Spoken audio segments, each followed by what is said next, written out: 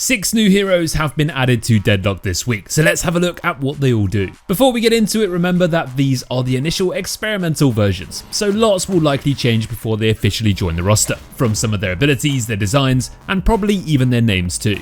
That being said, let's have a look anyway, because new stuff is always fun. The 6 new heroes are Calico, Fathom, Holliday, Magician, Viper, and Wrecker. And let's start off with Calico. She's got 2 ways to fire, her left click is in a horizontal line and her right click swaps it up to vertical. Her first ability throws a cat forward that picks up enemies and takes them for a catwalk.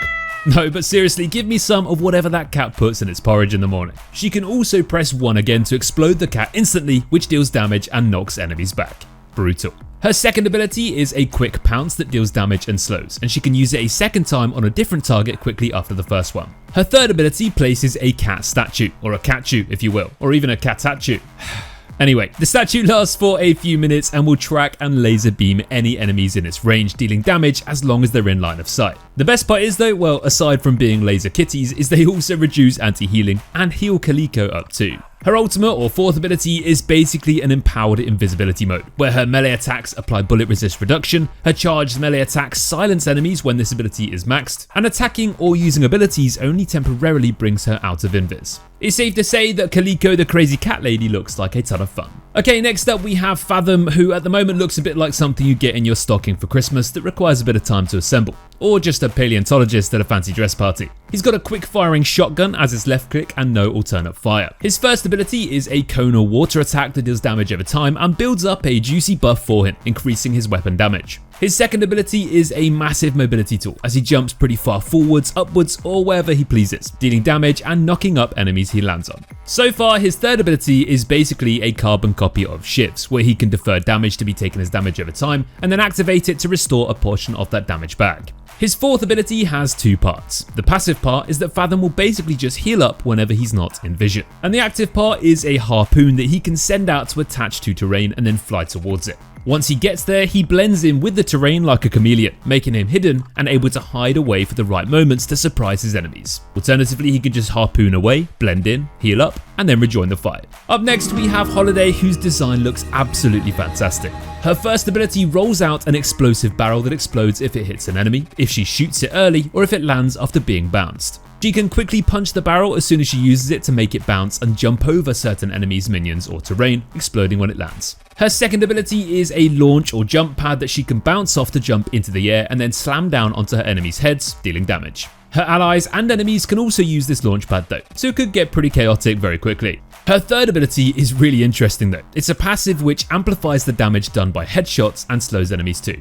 This headshot passive does have a pretty long cooldown, but when you fully upgrade it, each headshot will reduce the passive cooldown. Across the map headshots, anyone?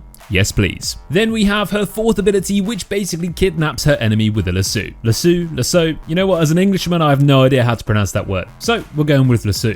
She can carry them wherever she wants, but is slightly slower whilst it's active. When it's fully maxed out, she can lasso 2 enemies if they're close enough together. Okay, next up we have one of the most creative names for any hero ever, Magician.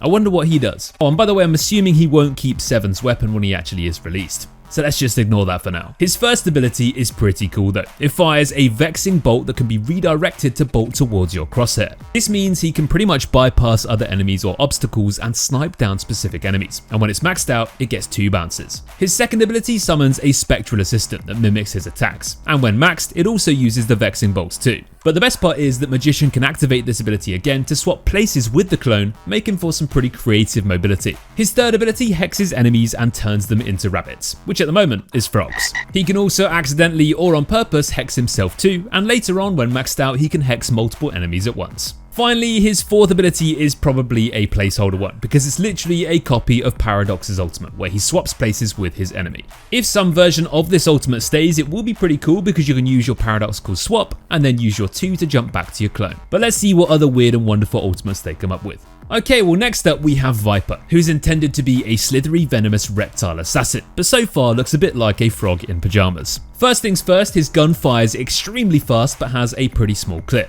which might be something to do with his third ability, which is endless sliding, but more on that in a second. His first ability throws forward a boomerang hook blade that deals damage and slows enemies on the way back, and when it's maxed out it throws 3 blades at once. His second ability applies venom to his enemy, which deals more damage based on the enemy's missing health. Now we come back to his third ability, which passively increases Viper's slide duration and allows him to turn faster while sliding, and he can even slide uphill. What? This one's going to take some practice to get the hang of, but sounds a little bit OP if you master it. Finally, his fourth ability turns all units in the area into stone. And when I say all units, I mean literally everything. Minions, heroes, guardians, walkers, and yeah, you get the point. Petrified units cannot do anything whilst frozen, but will get broken out of their statue once enough damage has been dealt to them. Last up we have Wrecker, who's some kind of salvage scrapper that creates weapons and boulders to take down his enemies. His first ability creates a wrecking ball that has a bit of a delay to summon, but then can be launched to deal damage and slow enemies' hits, stunning them at max rank 2. His second ability stuns an enemy trooper or jungle camp, damaging them whilst held. A successful kill though will provide a fire rate bonus and restores a Bio Blast charge. Which brings us to his third ability, funnily enough, called Bio Blast. This ability shoots out a blast of the consumed remains, damaging and slowing enemies, and multiple hits of this ability will increase the slow. You can see that the cooldown of Bio Blast looks like it's going to be a pretty long one, so restoring those charges with his second ability looks like the core way to play him. Finally, we have Wrecker's fourth ability, Astral Walk, which launches a flying shadow copy of himself that he can control, teleporting his original body to wherever it lands. The explosion after the teleport slows enemies and deals damage based on how long the flight lasted. Well, there you have it. That's all 6 of the latest experimental heroes' abilities explained. You'll need to have played 50 Deadlock games to access the Hero Labs mode to try and play these heroes, but you can just jump into Sandbox to give them a little try. So give them a go and let us know how you get on. There definitely does seem to be some more tuned up than others, with Holliday and Calico feeling that they're pretty much there, and others like Wrecker and Magician who definitely feel somewhat incomplete so far.